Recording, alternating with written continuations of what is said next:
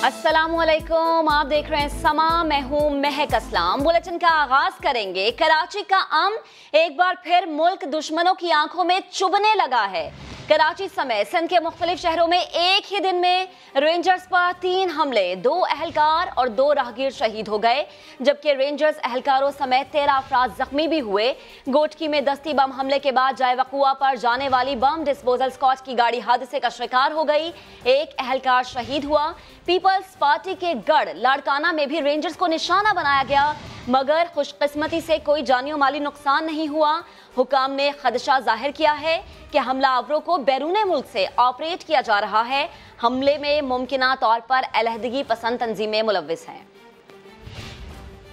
सिंध में पाकिस्तान दुश्मन अनासिर सरगर्म, एक ही दिन में रेंजर्स को 4 जगहों पर निशाना बनाने की कोशिश। घोटकी में रेंजर्स की गाड़ी के करीब धमाका हुआ, 2 अहलकार और 1 राहगीर शहीद, 5 अफराद जख्मी हुए। जाए धमाका की जानिब जाने वाली बम डिस्पोजल स्क्वाड की गाड़ी पुरस्रार हादसे का शिकार हो गई।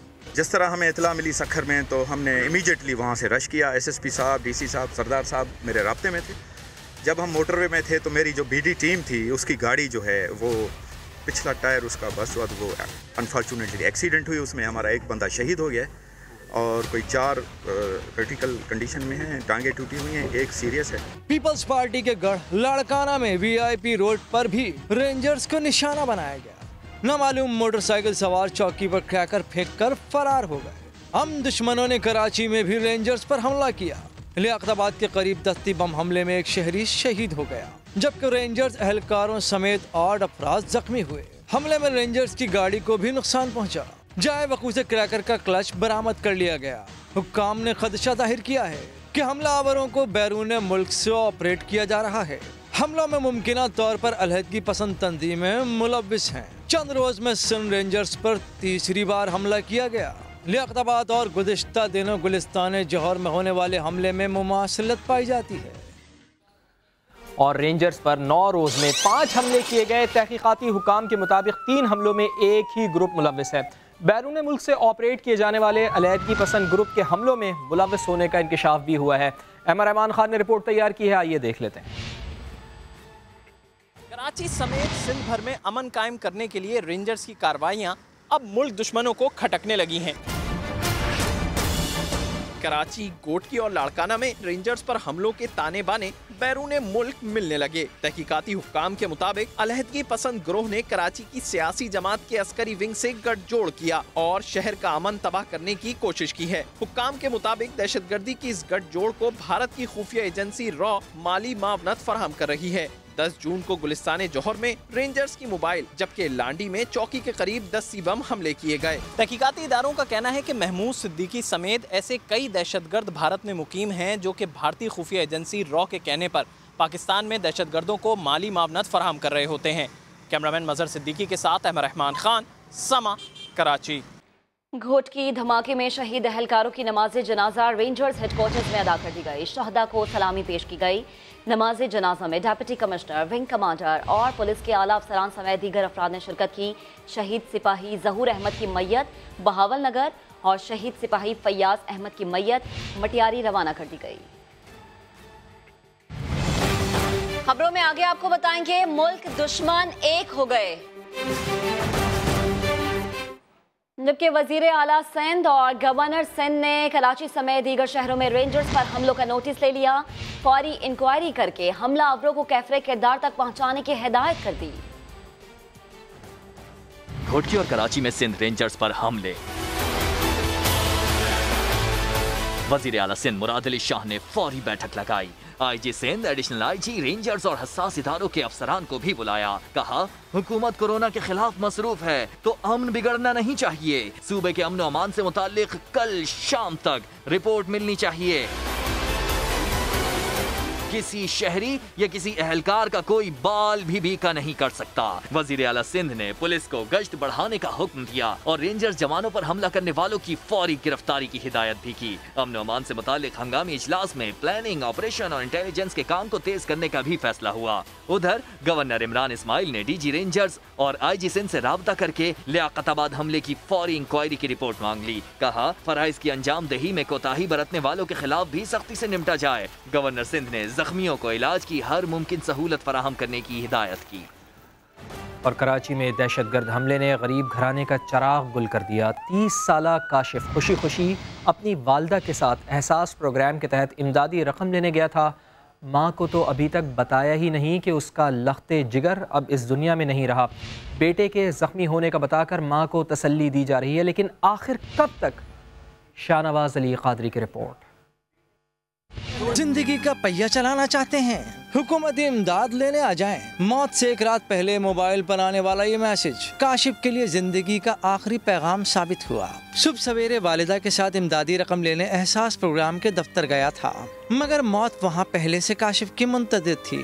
रात को जो ना वो SMS आया था कि ना पैसों के लिए ना 12,000 जो इमरान खान ने, तो उन पैसों के लिए वो रात को मुझे बोल रहा था कि ना तुम चले आना। मैंने बोला मैं ड्यूटी पे आऊँगा, मैं वहाँ से वापसी आऊँगा ना, तो मैं नहीं जा सकता। तो मुझे बहुत बोल रहा है नहीं मैं नहीं जा रहा ना। मैंने तुम चले जाओ अपने काम से, छुट्टी कर लो, तो आज छुट्टी कर लो। तो 12,000 रुपये लेने का था। अम्मी अंदर थी, उसकी अम्मी को अभी नहीं मालूम कि एक्सपायर हो गया ये। मोटर का काम करने वाला काशिफ एक बच्चे का बाप था और वो चंद रोज पहले ही पंजाब में अपने बेटे और बीवी से मिलकर कराची आया था। मोटर होती है ना, इसका काम करता था ये। शादीशुदा इनकी एक बेटी है, वो पंजाब में नाराज़गी है इनकी बेगम से। अभी ये होकर आते तकरीबन 15 दिन हो गए। काशिफ 4 बहन भाइयों की आंख का तारा था। नौजवान की यूं नागहानी मौत पर हर आंख अश्कबार है। कैमरामैन मोहम्मद आतिफ के साथ शाहनवाज अली, समा, कराची। रेंजर्स को पूरे सिंध में वैसे ही इख्तियारात दिए जाएं जैसे कराची में है। वफाकी वजीर अली जैदी ने मुतालबा कर दिया। समा से गुफ्तगू में कहा, पाकिस्तान के दुश्मन सिंध में रेंजर्स पर हमले कर रहे हैं। कराची की तरह अंदरूने सिंध में भी सिंधी ही रहते हैं। हर जान कीमती है। पाकिस्तान नेक्सस है ये, जो लाड़काना, कराची और गोटकी में जो हमले हुए हैं, रेंजर्स की जवान हमारे हमें प्रोटेक्शन के लिए खड़े होते हैं। मैं कहना चाहता हूँ कि जो छोटे शहरों में रह रहे हैं, गांव में रह रहे हैं लोग, उनके लिए भी रेंजर्स के लिए पूरे सिंध में पुलिसिंग पावर्स रेंजर्स की एक्सटेंड की जाए, सिर्फ कराची तक ना रखी जाए। वो भी हमारे सिंधी भाई हैं, कराची में भी सिंधी भाई हैं, सिंध में सिंध के लोग रहते हैं, सिंधी लोग रहते हैं, लेकिन हर जान कीमती। चंद ही लम्हों बाद बड़े केस का बड़ा फैसला। इमरान फारूक कत्ल केस का फैसला आने के बाद MQM लंदन के कारकुनान के होश उड़ गए। कराची में कत्लो गारत का नेटवर्क चलाने वाला सलीम बेल्जियम अब खुद तंजीम की बुराइयां गिनवाने लगा। मोहम्मद अली हफीज की रिपोर्ट में जानिए। MQM लंदन का मुसल्ला धड़ा चलाने वाला सलीम बेल्जियम बदहवासी का शिकार। इमरान फारूक कत्ल केस का फैसला आने पर सलीम बेल्जियम के होश उड़ गए। ये वही सलीम बेल्जियम है जो कल तक MQM लंदन के लिए कत्लो गारतगरी का बाजार गर्म करता था। अब अपने वीडियो पैगाम में लंदन ग्रुप की बुराइयां कर रहा है। इनकी इमारत जो है, जो इस टाइम जमीन बोस हो चुकी है, जो इस टाइम बर्बाद हो चुके हैं ये सियासी और हर तरीके से, तो ये अपने आप को दोबारा जिंदा करने के लिए इन्हें महाजिर नौजवानों की लाशें चाहिए। कराची में एक और कब्रिस्तान आबाद करना चाहते हैं। मेरी कारकुनान से ये अपील है, खुदारा अपनी हैसियत को समझें और आप किसी साजिश का हिस्सा न बने। सलीम बेल्जियम माजी में फहीम कमांडो और सौलत मिर्जा के साथ बदअमनी फैलाने में मुलव्विस रहा। माजी करीब में एक सियासी दफ्तर पर हमला करके कई कीमती जानें भी ले चुका है। उर्फ शाहजी, रजा अली उर्फ सोल्जर और असद उर्फ उमर ने फायरिंग करके अजहर सैया और नईम मुल्ला को कत्ल कर दिया, जबकि यासिर और फहद को जख्मी कर दिया गया। इस कामयाब कार्रवाई पर सलीम बेल्जियम ने आसिफ पाशा उर्फ मेजर को अल्ताफ हुसैन की तरफ से मुबारकबाद भी दी। जराये के मुताबिक बेल्जियम में गुमनामी की जिंदगी गुजारने वाला सलीम भी जल्द कानून की गिरफ्त में होगा। मोहम्मद अली हफीज, समा, कराची। सदारती रेफरेंस के खिलाफ जस्टिस काजी फाइज ईसा की दरख्वास्त मंजूर। सुप्रीम कोर्ट ने रेफरेंस कालअदम करार दे दिया है। FBI को जस्टिस काजी फाइज ईसा की अहलिया और बच्चों को 7 दिन में नोटिस जारी करने का हुक्म। जस्टिस मकबूल बाकर, जस्टिस मंसूर अली शाह और जस्टिस याया आफरीदी की मामला FBI भिजवाने की मुखालिफत। जस्टिस याया आफरीदी ने इजाफी नोट में दरख्वास्त नाकाबिल समाअत करार देते हुए लिखा कि जज को खुद दरख्वास्त देना जेब नहीं देता था। इस्लामाबाद से रिपोर्ट देखिए जुल्करनैन इकबाल की। बड़ी अदालत का बड़े केस में बड़ा फैसला आ गया। जस्टिस काजी फाइज ईसा के खिलाफ सदारती रेफरेंस का लदम करार। सुप्रीम कोर्ट के फुल कोर्ट ने दरख्वास्त मंजूर कर ली। सुप्रीम जुडिशल काउंसिल का जारी किया गया शो कॉज नोटिस भी खत्म। जस्टिस उमर अताब बंदयाल ने मुख्तसर फैसला सुनाया। तफसीली फैसला बाद में जारी किया जाएगा। 11 सफ़ात पर मुश्तमिल फैसले के मुताबिक कमिश्नर इनलैंड रेवेन्यू 7 दिन में जज के अहले खाना को नोटिस भिजवाएंगे। अहले खाना से तमाम जायदादों के जराए आमदन अलग अलग पूछे जाएंगे। अहले खाना में से किसी के बैरून मुल्क होने के बावजूद कार्रवाई में ताखीर नहीं होगी। जज के अहले खाना को इससे कबल जारी FBR नोटिस का लदम करार। FBR 60 दिन में कार्रवाई मुकम्मल करने का पाबंद होगा। चेयरमैन FBR 75 दिन में अपने दस्तखत से रिपोर्ट रजिस्ट्रार सुप्रीम कोर्ट को जमा कराएंगे। फैसले में कहा गया है कि कानून के मुताबिक अगर जस्टिस काजी फाइज ईसा के खिलाफ कार्रवाई बनती हुई तो सुप्रीम जुडिशल काउंसिल आज खुद नोटिस की मजाज होगी। फैसले से किसी फरीक का अपील का हक मुतासिर नहीं होगा। जस्टिस मकबूल वाकर, जस्टिस मंसूर अली शाह और जस्टिस याया अफरीदी ने इजाफी नोट लिखा। तीनों जजों ने मामला FBR को भेजने की मुखालफत की। इजाफी नोट में लिखा कि कोई जज कानून से बालातर नहीं, लेकिन जजेस के हकूक का तहफ्फुज करना अदलिया की आजादी के लिए लाजमी है। जस्टिस याया अफरीदी ने जस्टिस काजी फाइज ईसा की दरख्वास्त नाकाबिले समाअत करार दी। इजाफी नोट में लिखा कि जज को खुद दरख्वास्त देना ज़ेब नहीं देता। जुल्करनैन इकबाल, समा, इस्लामाबाद। हुकूमत ने जस्टिस काजी फाइज ईसा केस में सुप्रीम कोर्ट का फैसला कबूल कर लिया है। वज़ीर आज़म ने हुकूमती शख्सियात को अदालती फैसले पर तबसरा न करने की हिदायत कर दी है। शहजाद अकबर बोले, रेफरेंस भेजने के बाद हुकूमत का काम खत्म हो गया। फैसले से किसी की हार हुई है, ना ही किसी की जीत। इस्लामाबाद से शहजाद अली की रिपोर्ट। जस्टिस काजी फाइज ईसा के हवाले से बड़ी अदालत का फैसला, हुकूमत ने भी आमीन कह दिया। तहरीक इंसाफ की कोर कमेटी इजलास में वज़ीर-ए-आज़म अदालती फैसले से मुतमईन, हुकूमती शख्सियात को फैसले पर तबसरा करने से रोक दिया। हुकूमत इस फैसले से मुतमईन है। ये एक बड़ा अहसन फैसला है। ये हरगिज किसी की जीत नहीं है और किसी की हार नहीं है। जिस दिन आपने अपना रेफरेंस बना के सुप्रीम जुडिशल काउंसिल को भेज दिया, उस दिन के बाद से हुकूमती काम खत्म हो जाता है। प्रेस कॉन्फ्रेंस के दौरान शिबली फराज और शहजाद अकबर वज़ीर-ए-आज़म की हिदायत की सख्ती से पाबंदी करते दिखाई दिए। इंतहाई सेंसिटिव इशू है, हम नहीं चाहते हैं कि इसमें कोई ऐसे सवाल और जवाब हो, तो मेरी रिक्वेस्ट होगी कि सवालात न पूछें। शहजाद अकबर का कहना था कि कोई ये न समझे कि उनके पास सवालों के जवाब नहीं। जवाब न देने का मकसद सिर्फ यही है कि मामले को मुतनाज़ा न बनाया जाए। अहम खबर आपको देंगे। वजीर आजम की जेर सदारत PTI कोर कमेटी इजलास की अंदरूनी कहानी समा सामने ले आया। इजलास में जस्टिस फाइज ईसा केस पर बाज़ अराकीन ने सवालात उठा दिए। मजीद बात करेंगे नुमाइंदे खुसूसी नईम अशरफ भट्ट ने हमें ज्वाइन किया। भट्ट साहब, क्या अंदरूनी कहानी है, शेयर कीजिएगा। जी महक, कोर कमेटी जो PTI की थी उसमें पहला ज्यादा हिस्सा तो कोरोना पे ही बातचीत होती रही, लेकिन मीटिंग के आखिर में इस पर शुरुआत की वफाकी वजीर फवाद चौधरी ने, और जब उन्होंने कहा कि इससे हमें क्या हासिल हुआ है और ये जायजा लेना है कि जस्टिस केस में क्यों हम गए और इससे जो सियासी तौर पर यकीनन ये एक सेटबैक है, उनके बात करने के बाद फिर 3-4 दूसरे अरकान जो थे उन्होंने भी दबे अल्फाज में ये कहा कि इस केस करने से क्या हमें सियासी फायदा हुआ है या नुकसान, यानी उनका भी इशारा इसी तरफ था जो कि फवाद चौधरी कह रहे थे कि हमें मिला क्या है और हम क्यों गए, इस बात का जायजा लेना चाहिए। बाकी अरकान जो थे कुछ खामोश रहे, लेकिन किसी ने ये नहीं कहा, ये अहम बात है कि फवाद चौधरी गलत कह रहे हैं या हम सही गए थे। इसमें एक भी रुकन की राय ये नहीं थी। नईम अशरफ भट्ट, बेहद शुक्रिया आपका।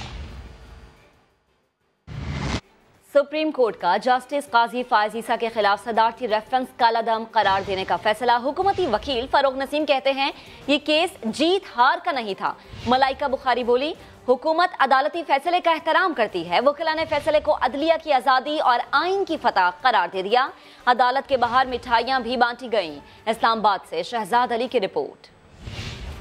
जस्टिस काजी फाइज ईसा के खिलाफ सदारती रेफरेंस सुप्रीम कोर्ट से कालादम करार। अदालत उज़्मा के मुख्तसर मगर मुतफ़िका फैसले के बाद कानूनी मुहाज पर शिकस्त खाने वाले हुकूमती वकील फरोग नसीम कुछ ज्यादा ही जल्दी में नजर आए। सहाफी सवाल पर सवाल करते रहे, मगर एक जुमले से ज्यादा का जवाब न मिला। जीत हार का तो था नहीं। एक सेकंड सर, ये केस जीत हार का नहीं था। PTI की रुकनी असम्बली और पार्लिमानी सेक्रेटरी मलाइका बुखारी ने भी सहाफियों के सवालों का मुख्तसर जवाब दिया। अदालत के जजेस के फैसले का एहतराम करते हैं, हमेशा आईन और कानून की बालादस्ती में यकीन रखते हैं। वकला बरादरी ने फैसले को आईन और कानून की फतह करार दे दिया। हम कहते थे कि रेफरेंस अनलॉफुल है, गैर आईनी है, वो क्वाश हो गया। Show cause proceedings, show cause notice quash हो गया और SGC की प्रोसीडिंग्स क्वाश हो गई। अल्लाह का शुक्र है। ये एक दफ़ा फिर अदलिया की आज़ादी की फतह है, एक दफ़ा फिर ये आइन की सरबुलंदी की फतह है। अदालती फैसले से वकला में तो जैसे खुशी की लहर दौड़ गई। अदालत के बाहर एक दूसरे में मिठाइयाँ तकसीम करते रहे। जस्टिस काजी फाइज ईसा की दरख्वास्त मंजूर कर ली गई है। रेफरेंस कालअदम करार दिया गया है। वफाकी हुकूमत को कानूनी महाज पर एक बड़ी शिकस्त का इसका सामना करना पड़ा है। अदालत ने यह भी करार दिया है कि जो show cause notice supreme judicial council की जानिब से जारी किया गया था उसको भी अदालत खत्म कर दी। काजी फाइज ईसा ने कभी भी इस बात से इनकार नहीं किया कि लंदन में उनकी अहलिया के नाम पर प्रॉपर्टीज मौजूद हैं, लेकिन वो ये कहते थे कि जो भी कार्रवाई की जाए वो कानून के मुताबिक की जाए। एक दिन के अंदर उनको तमाम इंफॉर्मेशन वसूली, ये बताने से कासिर कि जज साहब के टैक्स से इसका ताल्लुक क्या है जब ये जज साहब के नाम पे नहीं है। जवाब और जवाब दोनों नहीं थे। असल मकसद तो एक ऐसे जज को हटाना है जो इंडिपेंडेंट है, जो कि कल चीफ जस्टिस बनेगा। वज़ीर आज़म ने जस्टिस काजी फाइज ईसा केस पर सुप्रीम कोर्ट का फैसला कबूल कर लिया है। पार्टी रहनुमाओं को अदालती फैसले पर तबसरा न करने की हिदायत कर दी है। ये फैसला ना किसी की हार है और ना किसी की जीत है। फैसले को कोई भी रंग देना गलत होगा, ऐसा कहा गया शहजाद अख्तर की जानिब से।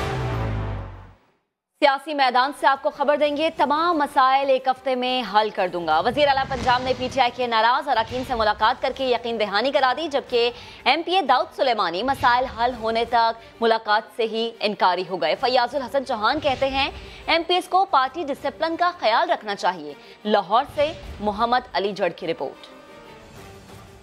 नाराज अरकान की वज़ीर आला पंजाब से मुलाकात, मसाइल हल करने के लिए उस्मान बुज़दार ने एक हफ्ते का टाइम मांग लिया। मुलाकात में अरकान ने खुलकर गिले शिकवे किए। MPAs का कहना था कि तरक्याती फंड्स मिल रहे हैं ना ट्रांसफर पोस्टिंग में उनकी मर्जी शामिल है। डिप्टी कमिश्नर्स और DPOs उनके फोन तक नहीं सुनते। दूसरी तरफ फयाज चौहान की तरफ से सब अच्छा होने का दावा किया गया है।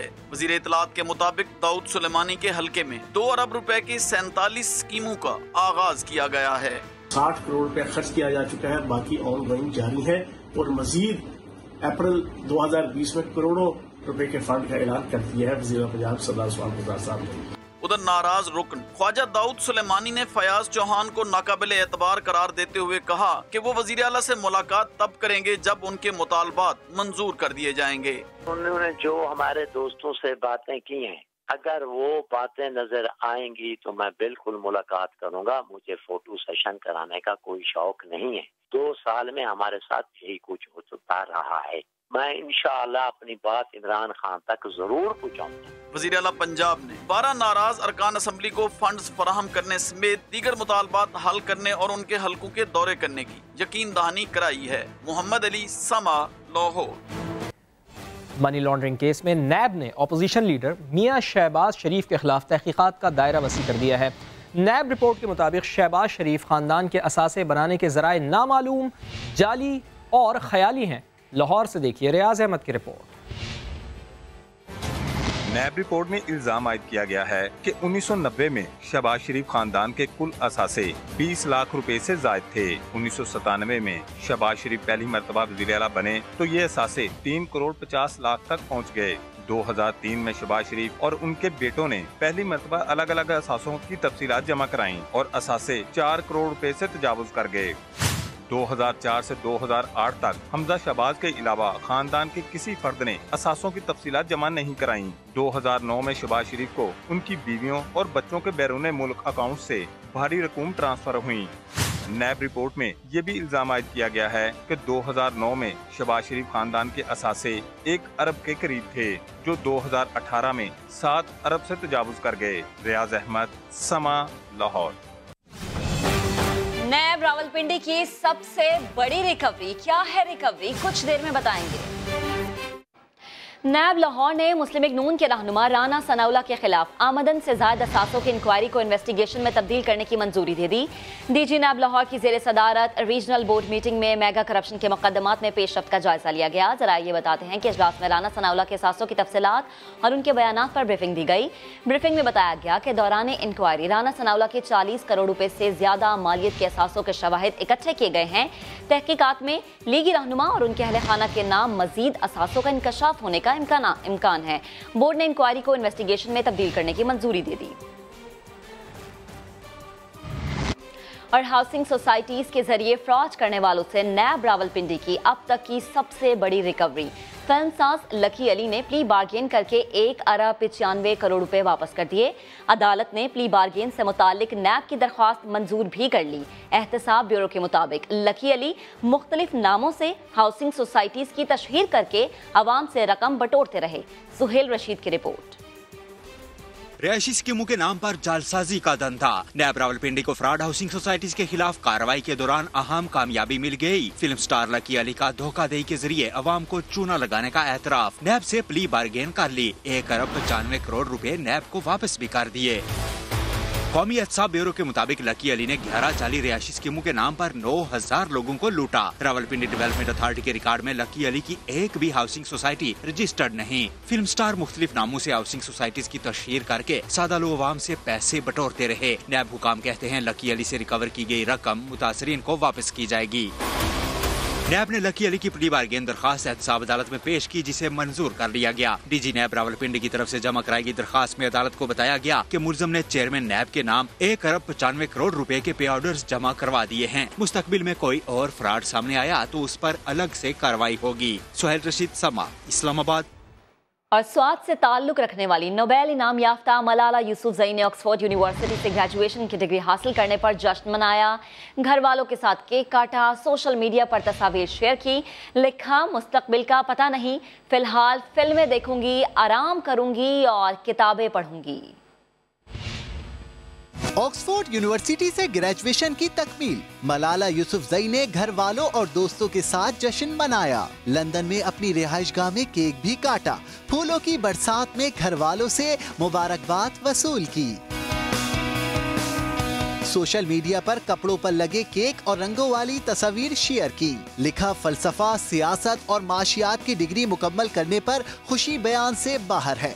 अगली मंजिल क्या होगी अभी कुछ नहीं कह सकती, मगर उम्मीद है अच्छा ही होगा। सलामती काउंसिल में भारत के खिलाफ वोट को जाया नहीं किया। वजीर खारिजा शाह महमूद कुरैशी ने सेनेट में पॉलिसी बयान दे दिया, कहा भारत को एक्सपोज किया है और करते रहेंगे। उन्होंने खबरदार किया कि तन्हाई का शिकार भारत फॉल्स फ्लैग ऑपरेशन कर सकता है, लेकिन नरेंद्र मोदी फरवरी को याद रखें फौरी जवाब के लिए भी तैयार है। मजीद क्या कहा, आइए देखते हैं। हमने एक्सचेंज नहीं किया, भारत के खिलाफ वोट इस्तेमाल किया। वोट न सिर्फ इस्तेमाल किया, बरमला कहा।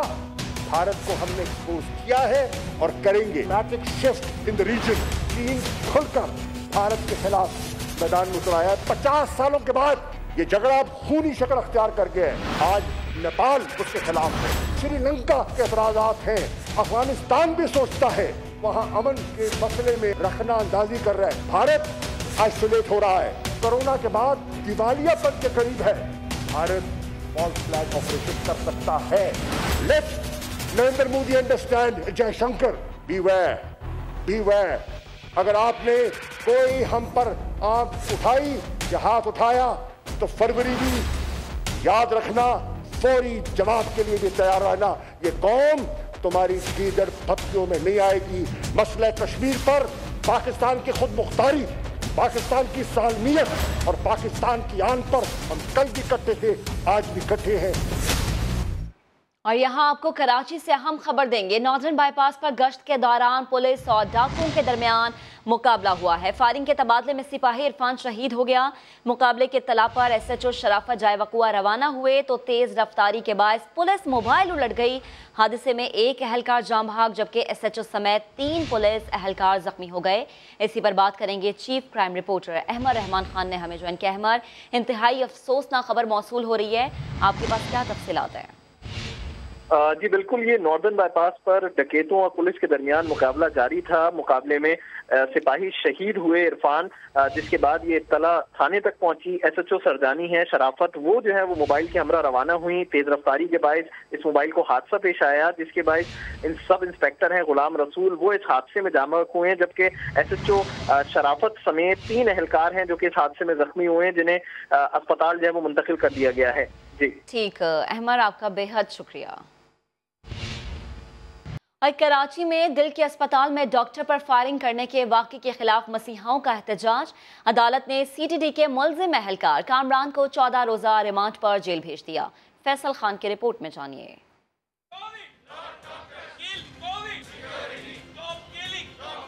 हुकूमत से सिक्योरिटी के लिए एहतजाज करने वाले ये डॉक्टर शायद भूल गए कि NICVD के जिस डॉक्टर पर फायरिंग की गई, गोलियां चलाने वाला सिक्योरिटी एहलकार ही था। अमराज कल्ब के सबसे बड़े अस्पताल में गुज़िश्ता रोज डॉक्टर फहद पर CTD एहलकार कामरान ने तल्ख कलामी पर फायरिंग कर दी थी। वाक़े के खिलाफ एहतजाज करने वाले डॉक्टर ने मुख्तलिफ शोबों का बायकॉट किया और सिक्योरिटी देने का मुतालबा किया। इस सिक्योरिटी लैब्स का जिम्मेदार नंबर 1 जो है हमारा होम डिपार्टमेंट है।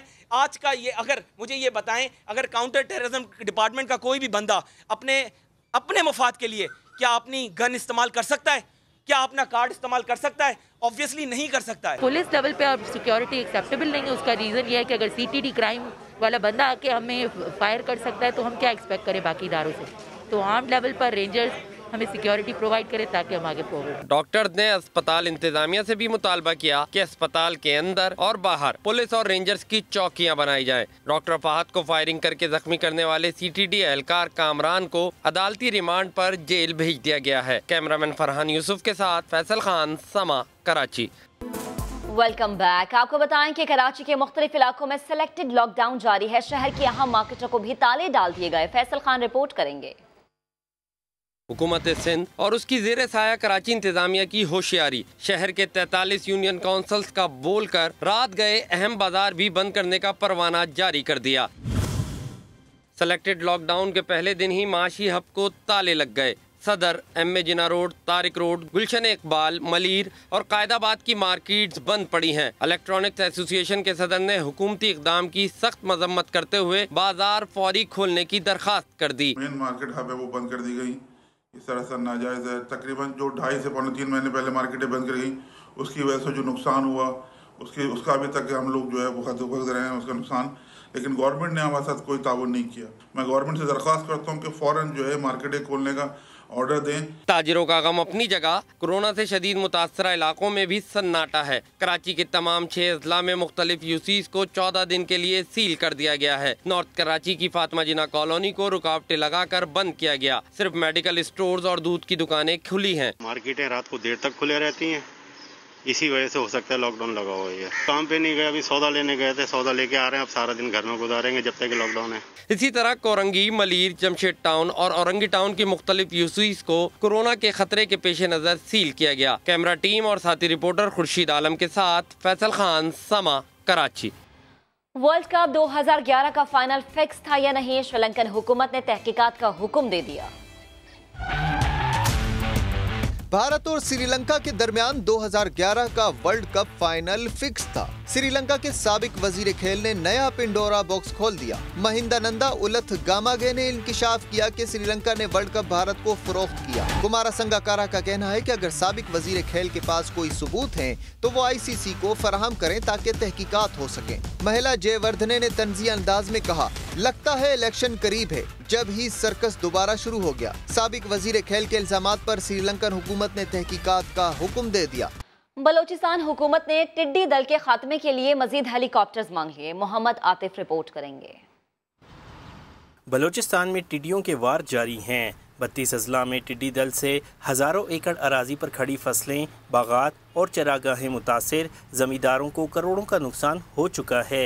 तर्जुमान बलोचिस्तान हुकूमत लियाकत शवानी का कहना है कि पाक आर्मी टिड्डियों के खिलाफ हवाई स्प्रे के लिए मजीद हेलीकॉप्टर फराम करे। मजीद हमने गुजारिश की NDMA से कि एरियल स्प्रे के लिए जो हेलीकॉप्टर्स हैं उसमें इजाफा किया जाए, क्योंकि कुल 66 डिस्ट्रिक्ट पाकिस्तान में मुतासर हैं टिड्डी दल से और उसमें सिर्फ 32 डिस्ट्रिक्ट जो है ऑलमोस्ट यानी 50% वो बलूचिस्तान में। तर्जुमान लियाकत शवानी कहते हैं कि बलूचिस्तान टिड्डियों के दाखिले का गेटवे है। दीगर सूबे इन्हें तल्फ करने के लिए वसाइल यहाँ खर्च करें। मुतासरा ज़मींदारों ने भी नुकसान के अजाले के लिए वफाकी और सूबाई हुकूमतों से मदद की अपील की है। कैमरामैन शहजाद अनवर के साथ मोहम्मद आतिफ, समा, क्वेटा। कराची की सबसे बड़ी मवेशी मंडी में जानवरों का पहला ट्रक आ गया है। सुपर हाईवे मवेशी मंडी में मेला सजाने की तैयारियां जारी हैं। शेखुपुरा से पहले ट्रक के जरिए 15 जानवर लाए गए। जानवर लाने वाले शेर अली ने दीगर व्यापारियों को भी कराची की मवेशी मंडी आने का मशवरा दिया है। 22 जून से मवेशी मंडी का मेला सजेगा। अब तक के लिए इतना ही। एक ब्रेक के बाद हाजिर होंगे हेडलाइंस के साथ। आप देखते रहिए समा।